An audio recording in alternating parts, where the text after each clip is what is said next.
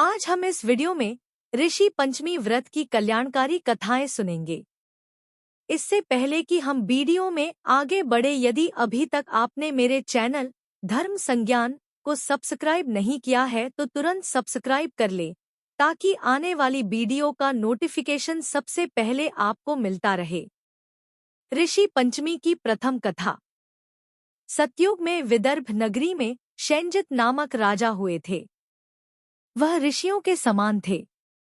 उन्हीं के राज में एक सुमित्र नामक कृषक था। उस कृषक की पत्नी जयश्री अत्यंत धर्मपरायण और पतिव्रता थी। एक समय वर्षा ऋतु में जब उसकी पत्नी खेती के कामों में लगी हुई थी तो वह रजस्वला हो गई। उसको रजस्वला होने का पता लग गया, फिर भी वह घर के कामों में लगी रही। कुछ समय बाद वह दोनों स्त्री पुरुष अपनी अपनी आयु भोगकर मृत्यु को प्राप्त हुए। जयश्री तो कुतिया बनी और सुमित्र को रजस्वला स्त्री के संपर्क में आने के कारण बैल की योनि मिली, क्योंकि ऋतु दोष के अतिरिक्त इन दोनों का कोई अपराध नहीं था। इसी कारण इन दोनों को अपने पूर्व जन्म का समस्त विवरण याद रहा। वे दोनों कुतिया और बैल के रूप में उसी नगर में अपने बेटे सुचित्र के यहाँ रहने लगे। धर्मात्मा सुचित्र अपने अतिथियों का पूर्ण सत्कार करता था। अपने पिता के श्राद्ध के दिन उसने अपने घर ब्राह्मणों को भोजन के लिए नाना प्रकार के भोजन बनवाए। जब उसकी स्त्री किसी काम के लिए रसोई से बाहर गई हुई थी तो एक सर्प ने रसोई की खीर के बर्तन में विष वमन कर दिया। कुतिया के रूप में सुचित्र की माँ कुछ दूर से सब देख रही थी। पुत्र की बहू के आने पर उसने पुत्र को ब्रह्मा हत्या के पाप से बचाने के लिए उस बर्तन में मुंह डाल दिया। सुचित्र की पत्नी चंद्रवती से कुतिया का यह कृत्य देखा न गया और उसने चूल्हे में से जलती लकड़ी निकालकर कुतिया को मारी। बेचारी कुतिया मार खाकर इधर उधर भागने लगी। चौके में जो झूठन आदि बची रहती थी वह सब सुचित्र की बहू उस कुतिया को डाल देती थी, लेकिन क्रोध के कारण उसने वह भी बाहर फिकवा दी। सब खाने का सामान फिकवा कर बर्तन साफ करके दोबारा खाना बनाकर ब्राह्मणों को खिलाया। रात्रि के समय भूख से व्याकुल होकर वह कुतिया बैल के रूप में रह रहे अपने पूर्व पति के पास आकर बोली, हे स्वामी, आज तो मैं भूख से मरी जा रही हूँ। वैसे तो मेरा पुत्र मुझे रोज खाने को देता था, लेकिन आज मुझे कुछ नहीं मिला। सांप के विष वाले खीर के बर्तन को अनेक ब्रह्मा हत्या के भय से छूकर उनके न खाने योग्य कर दिया था। इसी कारण उसकी बहू ने मुझे मारा और खाने को कुछ भी नहीं दिया। तब वह बैल बोला, हे भद्रे, तेरे पापों के कारण तो मैं भी इस योनि में आ पड़ा हूँ और आज बोझा ढोते ढोते मेरी कमर टूट गई है। आज मैं भी खेत में दिन भर हल में जुता रहा। मेरे पुत्र ने आज मुझे भी भोजन नहीं दिया और मुझे मारा भी बहुत। मुझे इस प्रकार कष्ट देकर उसने इस श्राद्ध को निष्फल कर दिया। अपने माता पिता की इन बातों को सुचित्र सुन रहा था। उसने उसी समय दोनों को भरपेट भोजन कराया और फिर उनके दुख से दुखी होकर वन की ओर चला गया।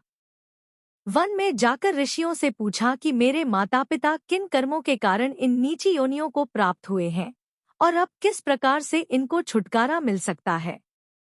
तब सर्वत्मा ऋषि बोले, तुम इनकी मुक्ति के लिए पत्नी सहित ऋषि पंचमी का व्रत धारण करो तथा उसका फल अपने माता पिता को दो। भाद्रपद महीने की शुक्ल पंचमी को मुख शुद्ध करके मध्याह्न में नदी के पवित्र जल में स्नान करना और नए रेशमी कपड़े पहनकर अरुधंती सहित सप्तऋषियों का पूजन करना। इतना सुनकर सुचित्र अपने घर लौट आया और अपनी पत्नी सहित विधि विधान से पूजन व्रत किया। उसके पुण्य से माता पिता दोनों पशु योनियों से छूट गए। इसलिए जो महिला श्रद्धापूर्वक ऋषि पंचमी का व्रत करती है वह समस्त सांसारिक सुखों को भोग कर बैकुंठ को जाती है। ऋषि पंचमी की द्वितीय कथा। विदर्भ देश में उत्तंक नामक एक सदाचारी ब्राह्मण रहता था। उसकी पत्नी बड़ी पतिव्रता थी, जिसका नाम सुशीला था। उस ब्राह्मण के एक पुत्र तथा एक पुत्री, दो संतान थी। विवाह योग्य होने पर उसने समान कुलशील वर के साथ कन्या का विवाह कर दिया। दैवयोग से कुछ दिनों बाद वह विधवा हो गई। दुखी ब्राह्मण दंपति कन्या सहित गंगा तट पर कुटिया बनाकर रहने लगे। एक दिन ब्राह्मण कन्या सो रही थी कि उसका शरीर कीड़ों से भर गया। कन्या ने सारी बात मां से कही। मां ने पति से सब कहते हुए पूछा, प्राणनाथ, मेरी साध्वी कन्या की यह गति होने का क्या कारण है? उत्तंक ने समाधि द्वारा इस घटना का पता लगाकर बताया, पूर्व जन्म में भी यह कन्या ब्राह्मणी थी। इसने रजस्वला होते ही बर्तन छू दिए थे। इस जन्म में भी इसने लोगों की देखा-देखी ऋषि पंचमी का व्रत नहीं किया, इसलिए इसके शरीर में कीड़े पड़े हैं। धर्मशास्त्रों की मान्यता है कि रजस्वला स्त्री पहले दिन चांडालिनी, दूसरे दिन ब्रह्मघातिनी तथा तीसरे दिन धोबिन के समान अपवित्र होती है। वह चौथे दिन स्नान करके शुद्ध होती है। यदि यह शुद्ध मन से अब भी ऋषि पंचमी का व्रत करे तो इसके सारे दुख दूर हो जाएंगे और अगले जन्म में अटल सौभाग्य प्राप्त करेगी। पिता की आज्ञा से पुत्री ने विधिपूर्वक ऋषि पंचमी का व्रत एवं पूजन किया। व्रत के प्रभाव से वह सारे दुखों से मुक्त हो गई। अगले जन्म में उसे अटल सौभाग्य सहित अक्षय सुखों का भोग मिला। ऋषि पंचमी की तृतीय कथा। एक बार संतान प्राप्ति के लिए ब्राह्मण और ब्राह्मणी सप्त ऋषि का व्रत किया करते थे और जब उन्हें संतान के रूप में बेटी की प्राप्ति हुई तो वह उसे भी यह व्रत कराने लग गए। इसके बाद उन्होंने उसकी शादी भी ऐसे आदमी से की जो उनके घर में घर जमाई बनके रहे। दोनों ससुर दामाद एक साथ खेती का काम करने लग गए। ब्राह्मण ने ब्राह्मणी से बोल दिया कि तू मेरे लिए खीर लाया कर और जमाई के लिए राबड़ी। ब्राह्मणी भी ऐसा ही करने लगी। जब एक दिन ब्राह्मण को काम की वजह से बाहर जाना पड़ा तो ब्राह्मणी खाना लेकर आई और जमाई से बोली कि एक हांडी में खाना आपके ससुर का और दूसरी में आपका है। यह सुन जमाई ने सोचा कि ऐसा ससुर के लिए क्या लाई है जो ये बात बोल के गई कि यह आपका और यह आपके ससुर का है। जमाई ने ससुर की हांडी खोलकर देखी तो खीर को देख उसका मन ललचाने लगा और उसने खीर खा ली। जब ब्राह्मण आया और उसने पाया कि खीर जमाई ने खा ली है तो उसने गुस्से में आकर कुल्हाड़ी से जमाई के 7 टुकड़े कर दिए और उन्हें 7 अलग जगह पर छिपा दिए। ब्राह्मण की बेटी का पति 3 दिन से घर नहीं आया तो सप्त ऋषियों ने सोचा कि इसका व्रत खुलवाना जरूरी है। इसके लिए उन्होंने 7 अलग-अलग जानवरों का वेश बनाया और उसके टुकड़ों को ढूंढ उसे जीवित किया और उसे बता भी दिया कि तुम्हें अपना सास ससुर के साथ नहीं रहना चाहिए, और उसने ऐसा ही किया।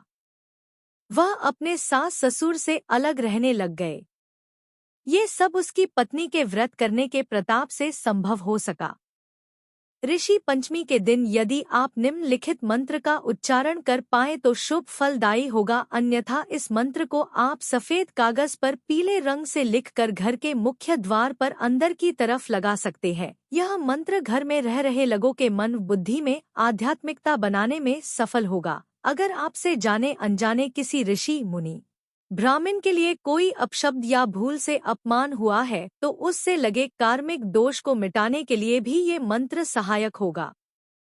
यदि यह वीडियो आपको पसंद आई हो तो आप इस वीडियो को लाइक करें, कमेंट करें और साथ ही अपने इष्ट मित्रों के साथ शेयर भी करें।